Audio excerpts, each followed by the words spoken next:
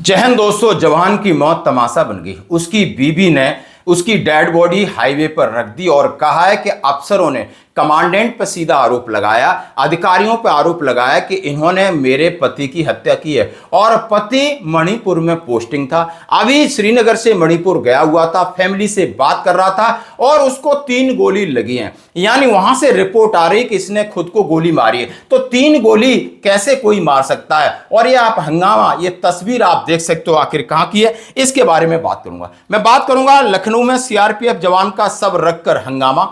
पत्नी बोली खुद सीने में 3 गोली कैसे मार सकते हैं। कमांडेंट की बर्खास्तगी की मांग की कि उन्होंने शोषण किया है और हमारे पति को परेशान किया है, जैसा कहा है। उन्होंने सीधा सीधा कुछ चीजें का उल्लेख किया है कि आखिर हमें कमांडेंट परेशान कर रहा है। दोबारा पोस्टमार्टम की बात की गई है और वहां पर गहमा गहमी हो जाती है। और यह मामला आपने देखा होगा, जहां एक सैनिक की शहादत होती थी, सम्मान के साथ उसका आप क्रिमिनेशन किया जाता था। और आज ये बात हो गई है कि एक अर्ध सैनिक बल का जवान, यानी हत्या है या आत्महत्या है, किस तरीके से पोस्टमार्टम, सब पर, सिस्टम पर और वहां के अधिकारियों पर सवाल उठाए जा रहे हैं। आम जनता सवाल उठा रही, उनके परिवार वाले सवाल उठा रहे हैं और आप देख सकते हो सोशल मीडिया पे ये आग सी लगी हुई है। यानी मैं बात करूंगा लखनऊ में सीआरपीएफ के जवान के परिजनों ने हंगामा किया। शुक्रवार सुबह करीब 3 बजे जवान का शव बुद्धेश्वर चौराहे पर रखकर हरदोई हाईवे को जाम किया गया। सूचना पाकर पुलिस के अफसर पहुंचे। प्रदर्शन करने वाले को समझाने ने जवान की पत्नी, वहां पर जो सीआरपीएफ के बंदे आए थे उनके साथ के, उनसे बहुत सारी कहा सुनी हो गई है।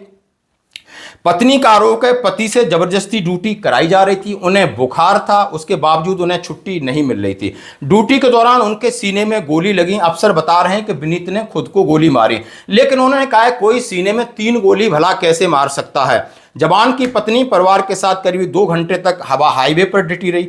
पति के शव का दोबारा पोस्टमार्टम करती रही और रोड पर लेट गई कि यानी आप हमारे साथ कुछ करते तो हमारे शरीर के ऊपर से जाइए, हमें भी मार दो। 37 साल के विनीत सिंह सीआरपीएफ की 112 भी बटालियन में थे।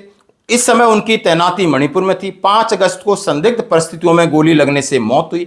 विनीत का अंतिम संस्कार उनके पैतृक गांव में हुआ। सीआरपीएफ के अफसर विनीत की पत्नी नेहा को जो उन्होंने पैसे दिए वो अलग बात है। अब वो कह रहे हैं कि 3-4 दिन पहले उन्हें बुखार की बात कह रहे थे। मैं कमांडेंट के तलवे नहीं चाटूंगा, उन्होंने बाइक को बोला, मैं कमांडेंट के तलवे नहीं चाटूंगा।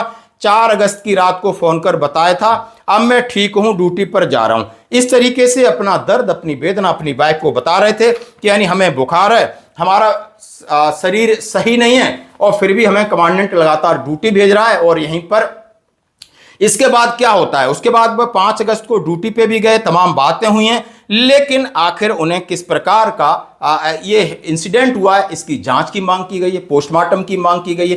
तो दोस्तों इतना प्रेशर है, इतना दबाव है, आप देख सकते हो 37 साल उम्र है और एक जवान, प्रेशर के आगे आखिर मैं क्या कहूं। यानी 3 गोली लगी हैं, ये बड़ा जांच का विषय है और अधिकारियों को कहीं ना कहीं सुनना चाहिए और समझना चाहिए। मैं बात करना चाहूंगा, बिल्कुल फौजी हैं, फौज है, पैरामिलिट्री फोर्सेस में क्या जितना दबाव है सिर्फ जवानों के ऊपर ही दबाव है। आप समझ सकते हो कि 3-4 दिन पहले किस तरीके से एक एएसआई ने एक एसआई और एक हवलदार कांस्टेबल को उड़ा दिया।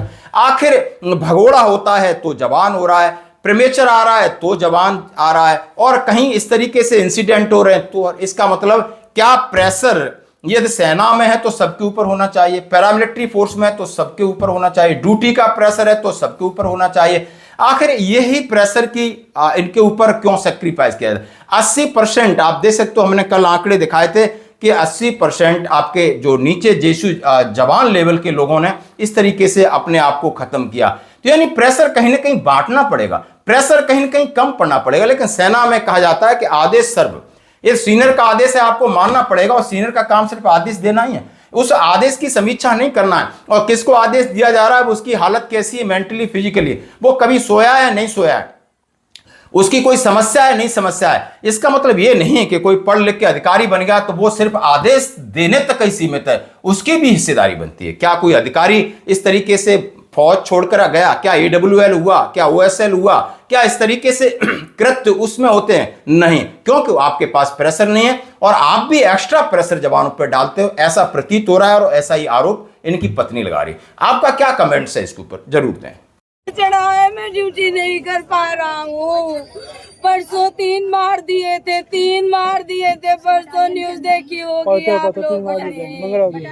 34 बटालियन में 3 मार दिए थे। कह रहे थे नेहा ये लोग मुझे मार देंगे, मुझे मार देंगे। अभी आप क्या मांग है आपकी सरकार से, क्या चाहते हैं? मेरी मांग है, हमें इंसाफ चाहिए, सीबीआई इंक्वायरी चाहिए, हमें कायर नहीं चाहिए, शहीद का दर्जा चाहिए, शहीद का दर्जा चाहिए।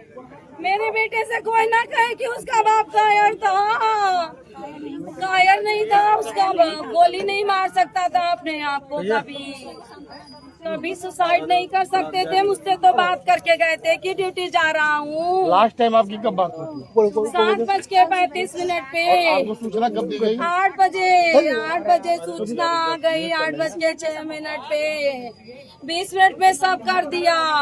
कह रहे थे ड्यूटी के बाद बात करूंगा कमांडेंट से, मुझे छुट्टी देते, मुझे नौकरी नहीं करनी। ये लोग मुझे फंसा रहे हैं।